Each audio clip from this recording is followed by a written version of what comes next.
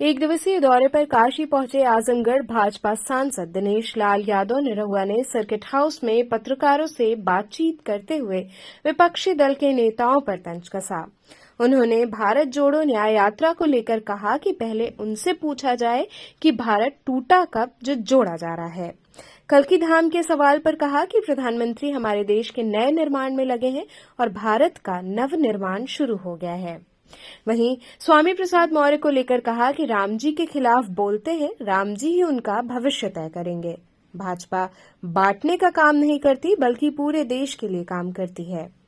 वहीं अखिलेश यादव के यादव समाज के सबसे बड़े हितैषी होने के सवाल पर कहा कि यदि ऐसा होता तो वो यादव समाज के कल्याण पर ध्यान देते, उन्हें भाजपा के साथ गठबंधन करना चाहिए, जबकि उन्होंने इंडिया गठबंधन किया जिसका कोई भविष्य नहीं है। भारत जोड़ो न्याय यात्रा आज अमेठी पहुंच रही है कि वहाँ पे स्मृति ईरानी की भी जो है यात्रा है, इस तरीके से देखते हैं। भारत टूटा कब गए उसको जोड़ रहे हैं, पहले उनसे पूछिए जी। कल्की धाम का एक प्रधानमंत्री जी ने ऐलान किया है, क्या कहेंगे इसके बारे में? प्रधानमंत्री जी हमारे देश के नए निर्माण में लगे हुए हैं और भारत का नव निर्माण शुरू हो गया है। आपने अभी देखा कि राम मंदिर का प्राण प्रतिष्ठा हुआ और उसके बाद जो है ये कल्की धाम का भी उन्होंने शुरुआत किया।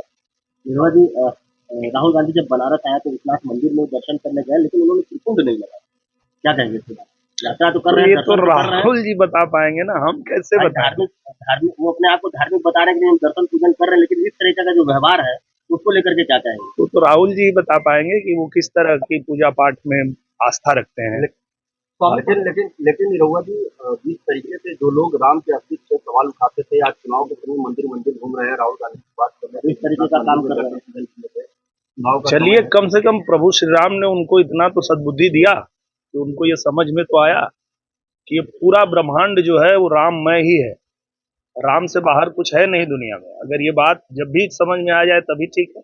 एक समय भारतीय जनता पार्टी के भी साथ रहे स्वामी प्रसाद मौर्य आज जो है सपा से अलग होकर नई पार्टी अब बना चुके हैं। लगातार हिंदू धर्म हो या भारतीय संस्कृति, उस पर वो टिप्पणियों के लिए जाने जाते हैं। आपको क्या लगता है निरहुआ जी, उनका राजनीतिक भविष्य अब क्या होगा? अब उनका भविष्य तो राम जी तय करेंगे। राम जी के खिलाफ बोलते तो राम जी ही उनका भविष्य बनाएंगे, बिगाड़ेंगे। ओबीसी समाज से आते हैं, आप आरक्षण के लिए क्या कहेंगे? मुझे लगता है कि जिस तरह से प्रधानमंत्री जी काम कर रहे हैं, पूरे देश में उन्होंने कहा कि गरीब जो है वो गरीब है, गरीब जाति अपने आप में एक गरीब है, महिला जाति है, युवा जाति है, किसान जाति है। और जब किसान के लिए काम करते हैं तो उसमें अगड़ा पिछड़ा, दलित, शोषित, पीड़ित सभी आते हैं। अगर महिलाओं के लिए काम करते हैं तो उसमें सभी वर्ग जाति के लोग आते हैं। तो ये तरीका है भारतीय जनता पार्टी का काम करने के लिए। हम लोग बांटने का काम नहीं करते हैं। भारतीय जनता पार्टी पूरे देश के लिए काम करती है। गांधी अब चुनाव नहीं लड़ेंगी, कांग्रेस के प्रदेश अध्यक्ष अजय राय का कहना है कि गांधी परिवार का ही लड़ेगा। तो क्या लगता है अब उत्तर प्रदेश में जिस तरीके से पिछले चुनाव की बात करें तो राहुल गांधी अमेठी हार गए थे, लेकिन इस बार सोनिया गांधी भी वहां से चुनाव नहीं लड़ेंगी? देखिए, अभी आने वाला जो समय है, पूरा देश राममय हो चुका है और पूरा देश अब ये समझ चुका है कि प्रधानमंत्री नरेंद्र मोदी जी का ये लोग कितना भी विरोध कर लें पर वो रुकने वाले नहीं। भारतीय जनता पार्टी लगातार राम मंदिर पे ही चुनाव लड़ेगी क्या? मुझे लगता है कि राम मंदिर बनना था, बन गया।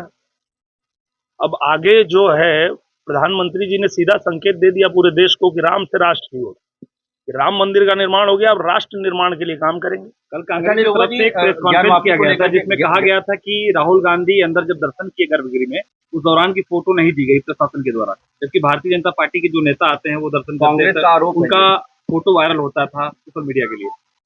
तो ये तो जो लोग फोटो खींचते हैं वो जाने ना, उसमें हम लोग क्या कर सकते हैं। आप सांसद हैं आजमगढ़ के और राजनीति में भी आपकी एक बड़ी भूमिका देखी जा रही है। अगर समाजवादी पार्टी के मुखिया अखिलेश यादव के परिवार से एक बार फिर से वहां पर कोई चार्ज उठता तो आप कितनी बड़ी चुनौती मानते हैं?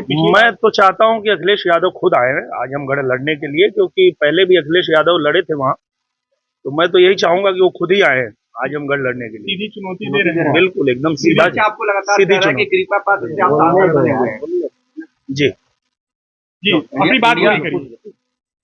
हाँ पूछिए पूछिए। इंडिया गठबंधन के तमाम जो घटक दल हैं वो धीरे धीरे एक एक करके दूर होते जा रहे हैं और इंडिया गठबंधन को लेकर के लगातार जो है जो विपक्ष है वो हुंकार भर रहा है कि इस बार बदलाव होगा।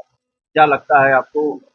मुझे लगता है इंडिया अलायंस के पास न नीति है और न नीयत है, और इसलिए वो लोग हमेशा बनाने की कोशिश करते हैं पर फूट हो जाती है उनके अंदर। अगर उनके पास कोई चेहरा होता कि हम इस चेहरे पे चुनाव लड़ेंगे, ये हमारे प्रधानमंत्री होंगे, तो वो लड़ पाते थे, पर ऐसा होता नहीं है।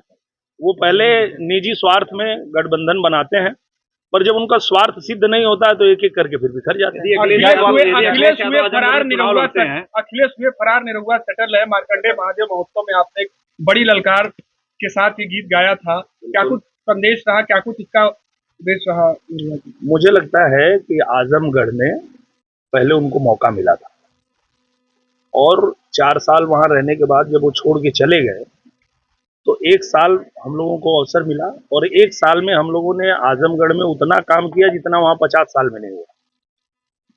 आजमगढ़ में अंतर्राष्ट्रीय हवाई अड्डा बन रहा है, आजमगढ़ में विश्वविद्यालय बन गया है, आजमगढ़ में अटल आवासीय महाविद्यालय बन गया है, आजमगढ़ में संगीत महाविद्यालय बन रहा है, आजमगढ़ बनारस और गोरखपुर के लिए सीधी रेल लाइन बिछ रही है, जो 70 साल से मांग थी वो इन 1 साल में पूरा हो गया है।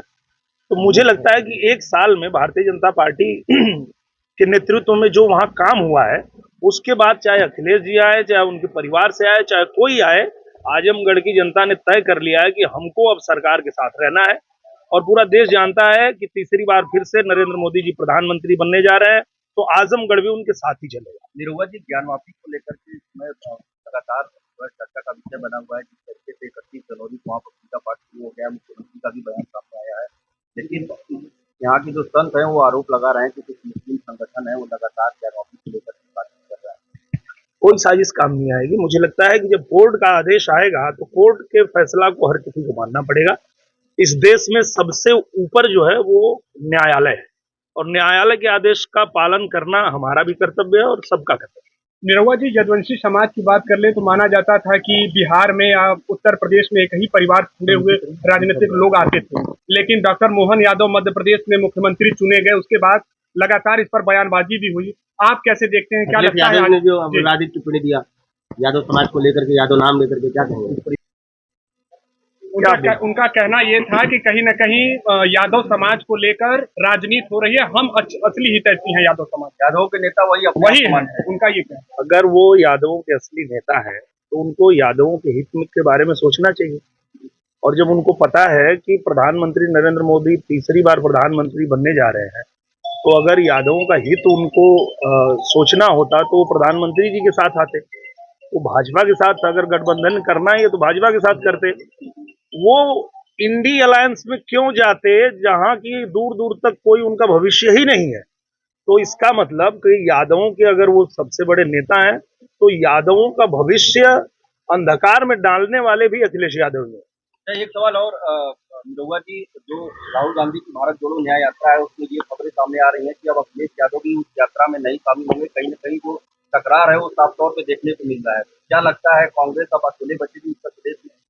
उत्तर प्रदेश में कांग्रेस कब की खत्म हो गई है, कहाँ उनका कुछ अस्तित्व ही नहीं बचा है।